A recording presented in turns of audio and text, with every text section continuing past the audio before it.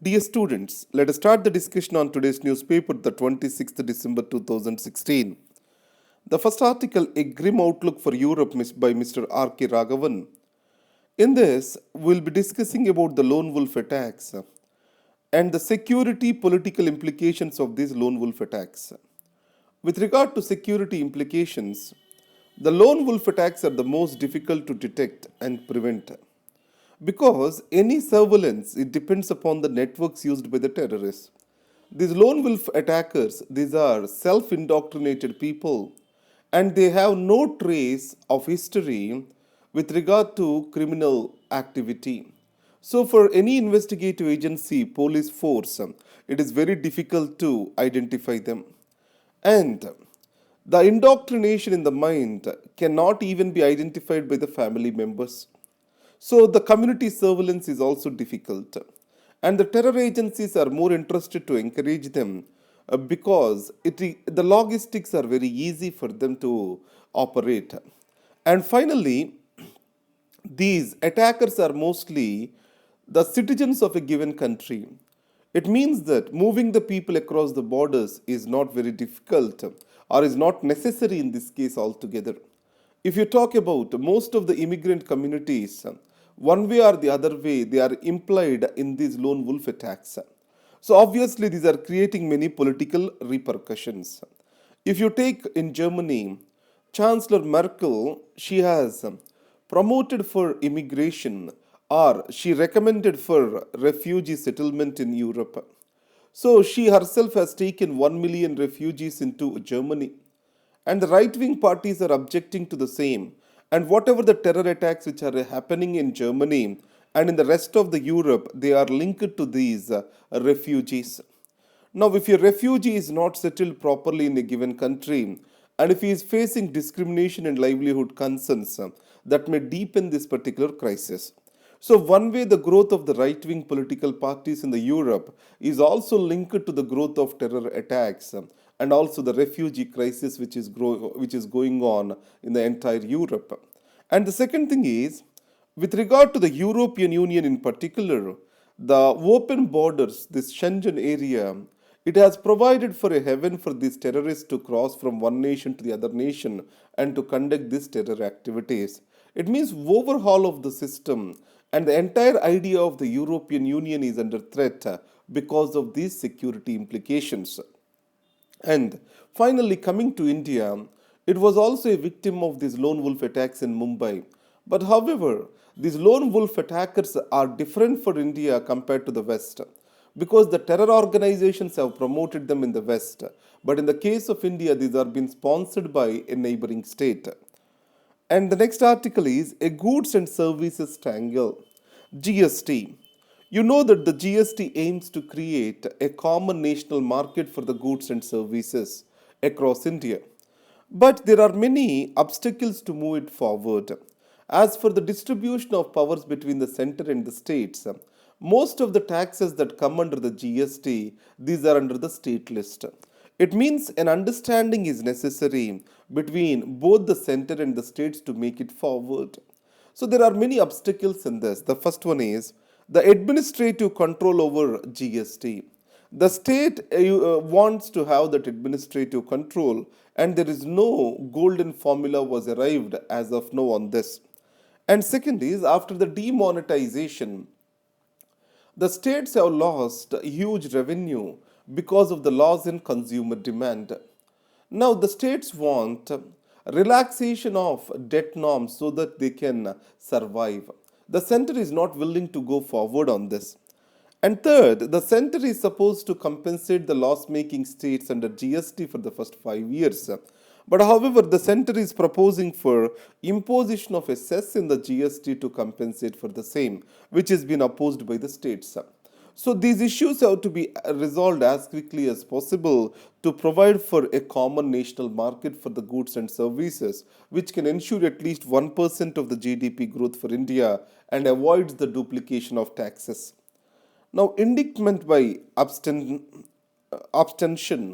This is United States and it is related to the Israel-Palestine issue. You know that in the West Bank, the Israel is building the settlements and the purpose is to prove at a later date that these are the territory of the Israel.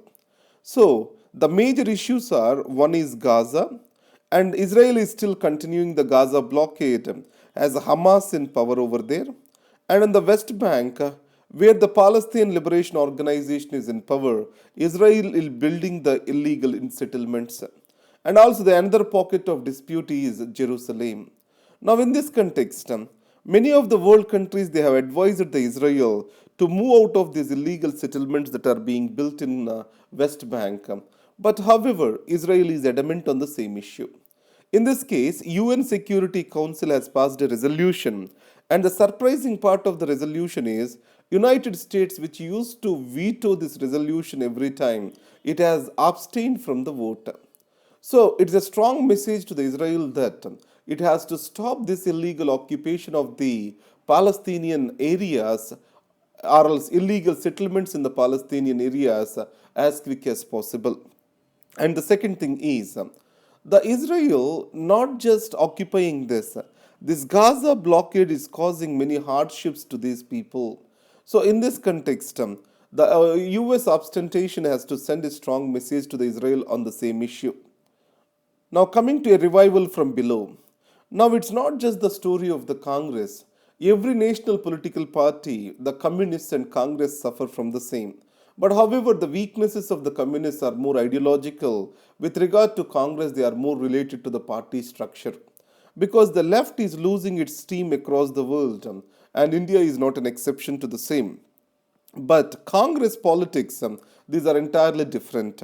So we can describe the Congress politics as the high command politics.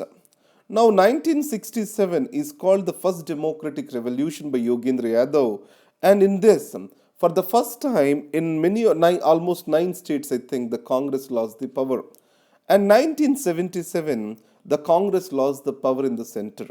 Now, during Indira Gandhi era, the Congress structure has changed forever.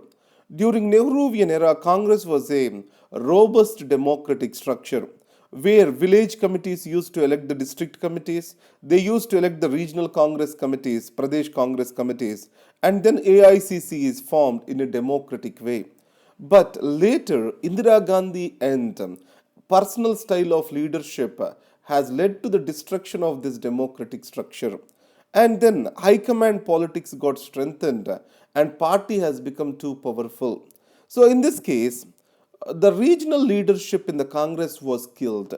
During Nehruvian era, if you see, there are stalwarts of the Congress leaders in the states. So that's why a balance was maintained between the central leadership and the regional leadership. Slowly, this regional leadership has died and the politics have got centralized in one single family. So, in this context, if the Congress has to be revived, the first thing is a strong secondary leadership has to be developed, and the Congress shall project itself as a party that is supporting the regional aspirations. Over a period of time, the institutional incapacities that are being built into the Congress that need to be corrected, and the person centric or centralized politics have to be given way for the decentralized politics. This is what this article talks about. And coming to speak up for the Rohingyas, you know that Rohingyas, these are the Muslim population living in Myanmar, and Myanmar do not recognize them as citizens. And recently, the temporary recognition certificates given to them were also taken back by the Myanmar. So the Buddhist majority in Myanmar is conducting atrocities against the Rohingyas, who are the Muslim minority.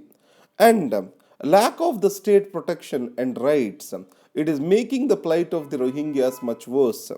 As NLD, National League for Democracy, is in power, it was expected that there will be a solution for the Rohingya problem, but the situation got worsened. As any terror attacks come up in Myanmar, the Rohingyas were made responsible for that, and there is a crackdown by the state. There is a huge human rights violation. That is the reason why when President Obama visited the Myanmar, then it was the plight of the Rohingyas was highlighted. In this case, these Rohingyas fleeing the Myanmar, they are losing their lives on the overseas.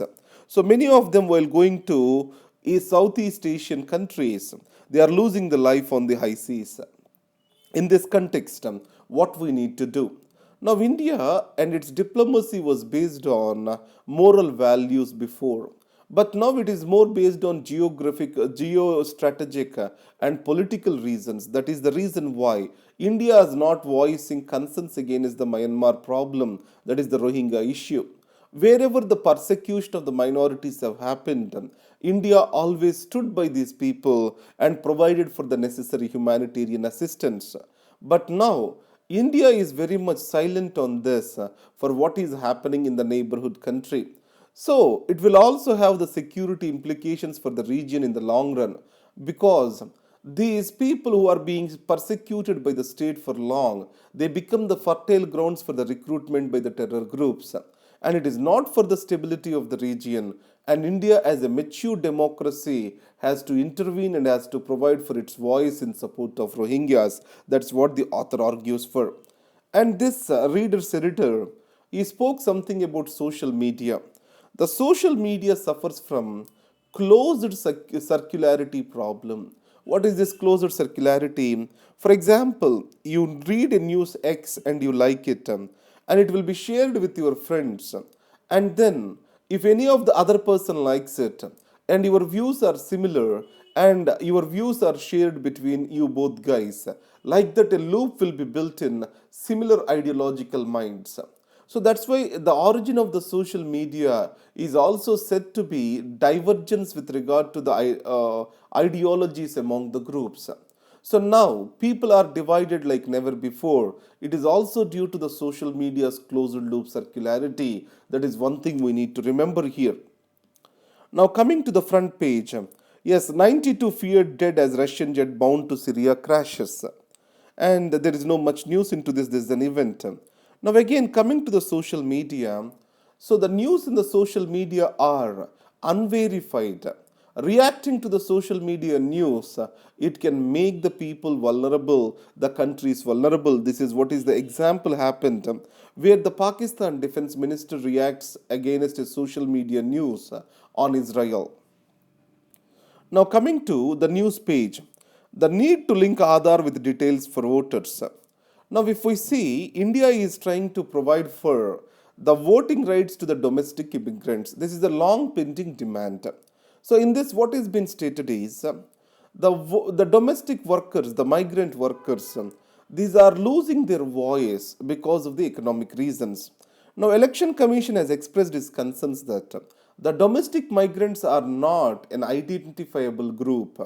And it is also a logistical nightmare because if in one constituency election has to be conducted, simultaneously it also can be conducted across the country. The reason being is these migrant population are distributed throughout the length and breadth of the nation.